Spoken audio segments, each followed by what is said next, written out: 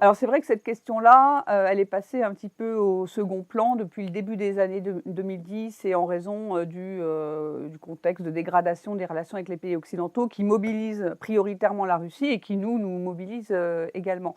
Et donc on a moins parlé de ça, mais pour la Russie, la menace islamiste, c'est pas quelque chose de nouveau. Depuis les années 90, la Russie est exposée, alors d'abord plutôt au terrorisme d'origine, tchétchène, en lien avec les 2 guerres, russes, contre la Tchétchénie.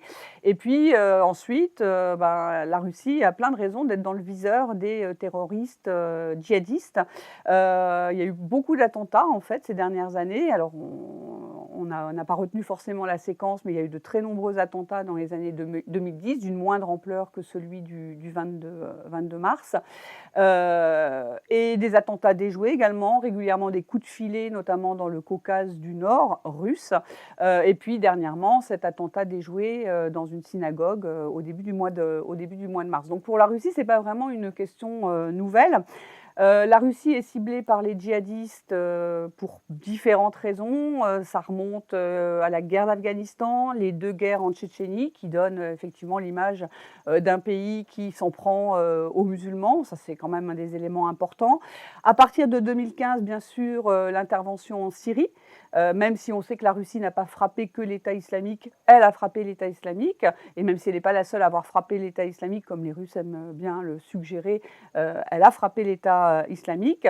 Ces dernières années, d'autres éléments sont venus se greffer sur tous ces griefs, hein, si on peut dire, notamment les coopérations entre la Russie d'une part, les talibans et les républiques d'Asie centrale d'autre part, pour lutter justement contre la menace de l'État islamique au Khorasan. Alors je ne parle pas de l'efficacité relative de ces coopérations, mais ce sont évidemment des éléments qui vont dans le sens du fait que la Russie est dans le viseur de l'État islamique. Et on avait vu, ça c'est plutôt les spécialistes dont je ne fais pas partie de l'État islamique qui le disent, mais que depuis le début de la guerre russe en Ukraine, il y a l'idée dans la communication de l'État islamique qu'il pourrait y avoir des brèches à mobiliser pour frapper la Russie dans le contexte de cette guerre qui effectivement mobilise beaucoup les ressources de l'État russe. Et puis enfin un dernier élément qui s'ajoute à tout cela, la présence des Wagner et de leurs successeurs ou dans leur nouvelle, on va dire, composition au Sahel, qui est aussi un élément qui fait que la Russie est considérée en fait par l'État islamique comme un adversaire. Donc pour la Russie, finalement, c'est pas un fait nouveau. Il y a des facteurs de vulnérabilité supplémentaires, notamment la proximité géographique avec l'Asie centrale. On sait qu'il y a quand même la proximité de l'Afghanistan, des combattants islamistes qui voyagent entre l'Afghanistan, les républiques d'Asie centrale, et que la Russie, là aussi, indépendamment de l'efficacité de la lutte qu'elle peut mener contre cette menace, c'est quand même un des sujets importants de sa politique de sécurité, au moins jusqu'en 2015-2016, parce que c'est perçu comme une menace. Et même après, en 2021, quand les États-Unis se retirent de l'Afghanistan, que les talibans arrivent au pouvoir à Kaboul, immédiatement, la Russie, bien que les talibans soient sur la liste des groupes terroristes, va essayer d'établir des relations avec eux parce que pour eux, la plus grande menace, c'est l'État islamique au Khorasan. Donc d'un côté, la Russie est concentrée bien sûr sur l'ennemi principal qui est l'Occident, qui mènerait contre la Russie une guerre par proxy en Ukraine, mais ça ne veut pas dire que l'aspect lutte contre l'islamisme radical et le terrorisme islamiste a complètement disparu du champ de vision des Russes. Ce facteur de vulnérabilité, la proximité de l'Asie centrale et on va dire les effets de contagion de l'instabilité en Afghanistan vers l'Asie centrale, et puis aussi le fait que la Russie a beaucoup besoin d'une main-d'œuvre immigrée des pays d'Asie centrale. Donc là aussi, on pourrait en parler longtemps, mais il peut y avoir dans les flux de travail immigrés, des gens de l'État islamique au Khorasan qui se greffent. On sait qu'il y a quand même une composante tadjike assez importante dans cet État islamique au Khorasan. Et puis le fait que ces minorités, enfin ces populations du travail immigrées vivent quand même dans des conditions assez désagréables. On a constaté qu'une partie de la radicalisation de ces populations pouvait se faire en Russie même. Donc c'est des éléments de vulnérabilité supplémentaires. Alors bien sûr, on peut se poser des questions sur la menace, enfin, comment la Russie gère cette menace terroriste. Il y avait eu un très fort resserrement et durcissement de l'action antiterroriste en Russie après l'attentat de Beslan en 2004. Alors effectivement, on a vu ces derniers temps beaucoup de cas qui semblent montrer que les services de renseignement et de sécurité russes ne sont pas forcément du plus grand professionnalisme. On peut effectivement supposer qu'une partie de l'énergie et des moyens des services de renseignement et de sécurité ces derniers temps se sont plus concentrés sur le dossier ukrainien et sur les répressions internes, politiques internes. Même si ce n'est pas des vases communicants, il y a eu quand même effectivement une partie des ressources qui sont certainement allées se focaliser plutôt sur ces dossiers-là. Et d'un autre côté, on sait aussi que la protection absolue contre ce type de menace est une illusion. Une des questions qui s'est posée, c'est est-ce que ça peut constituer une menace, une fragilité pour le régime russe?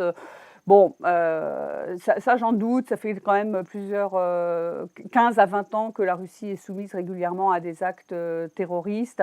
Voilà, j'ai pas l'impression que ça ait beaucoup ébranlé la confiance, dans les autorités, russes et en tout cas, je ne vois pas une menace majeure. En revanche, c'est certainement assez désagréable pour le pouvoir, russe qui a fait justement de la lutte contre le terrorisme, pardon, une carte à jouer sur le plan politique intérieur et politique extérieur.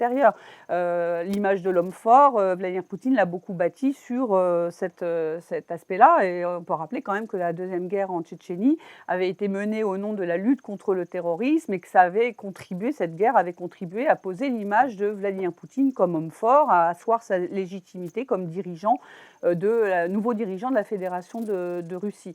Donc c'est désagréable aussi sur le plan de la politique internationale, dans le sens où la Russie, surtout depuis la guerre en Syrie, son intervention en Syrie, a beaucoup vendu dans sa diplomatie de défense des services de lutte contre le terrorisme. Alors parfois, lutte contre le terrorisme, l'extrémisme, c'est aussi des services de sécurisation des régimes. C'est un petit peu l'ambiguïté dans cette offre sécuritaire russe.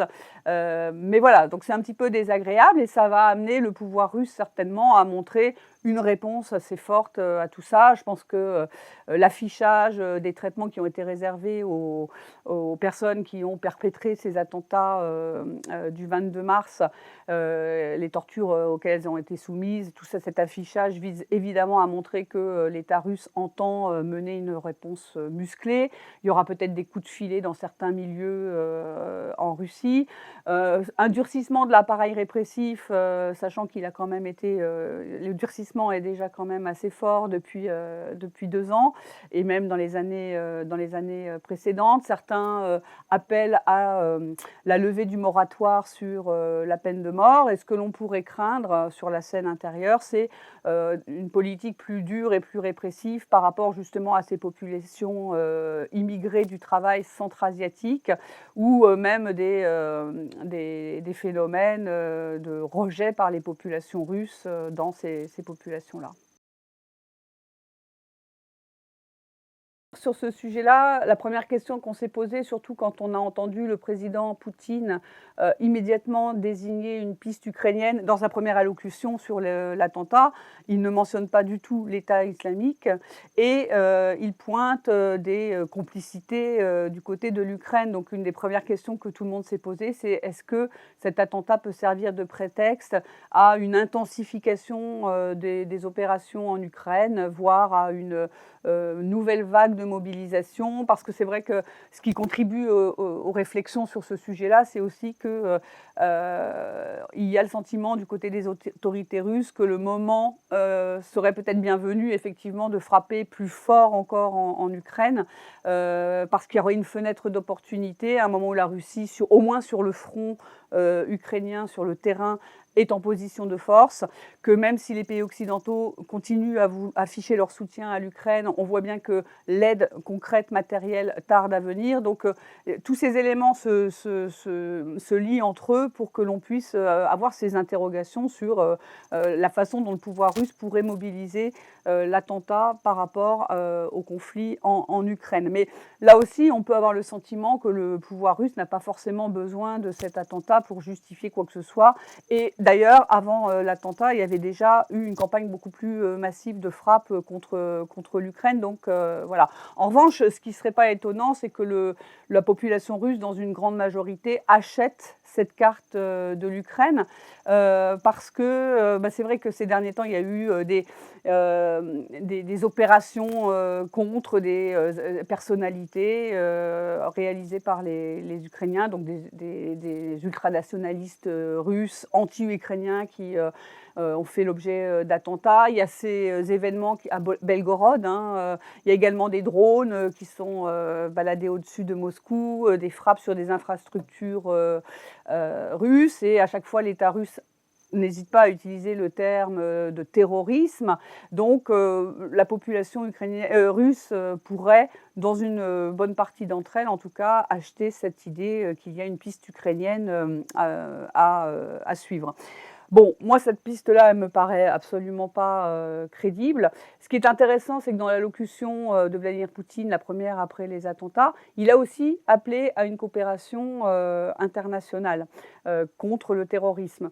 Et on a eu une allocution du président Macron qui, tout en disant qu'il ne fallait pas instrumentaliser cette menace, a également dit que cette coopération n'était pas du tout à exclure, en tout cas au niveau des services. On a vu aussi que les États-Unis avaient quand même donné des informations à la Russie, même si aujourd'hui les officiels russes disent que ces informations n'étaient pas du tout précises, etc.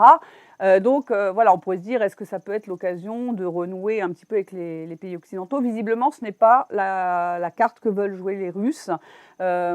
Visiblement, pour Moscou aujourd'hui, l'ennemi principal, l'adversaire principal, ce sont les Occidentaux qui pilotent, entre guillemets, l'Ukraine contre la Russie.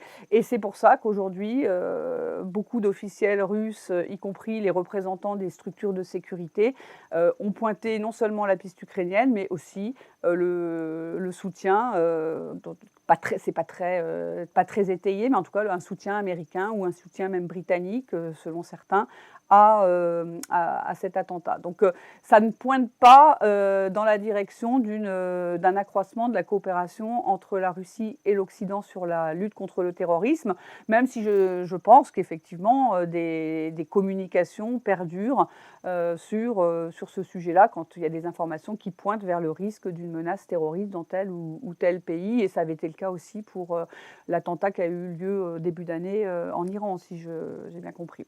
Donc ce que l'on va voir, c'est plutôt la Russie aujourd'hui, le thème du lien de l'Occident, qui en fait est prêt à peu près à tout pour affaiblir la Russie. Ça peut faire partie du discours sur ce sujet-là, en disant que l'Occident est prêt à soutenir n'importe quelle force du moment que ça frappe la Russie.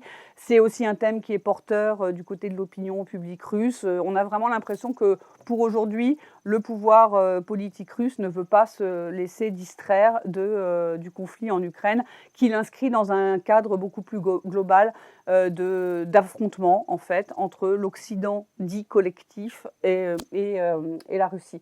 En revanche, il y aura certainement aussi des choses à suivre sur la façon dont ça peut faire évoluer les coopérations dans cet ensemble eurasiatique où il y a quand même ce sujet de l'État islamique au Khorasan qui inquiète non seulement la Russie, mais aussi les républiques d'Asie centrale, la Chine, l'Inde, et ces acteurs sont regroupés au sein de l'Organisation de coopération de Shanghai. Donc il sera intéressant de voir comment ils articulent la réponse à cette menace qui, là, a pris un corps beaucoup plus impressionnant que les attentats perlés de ces dernières années. Mais voilà, je n'y vois pas en tout cas la possibilité d'un un léger apaisement des relations entre la Russie et l'Occident. En tout cas, ce n'est pas la carte que semble vouloir jouer le pouvoir russe.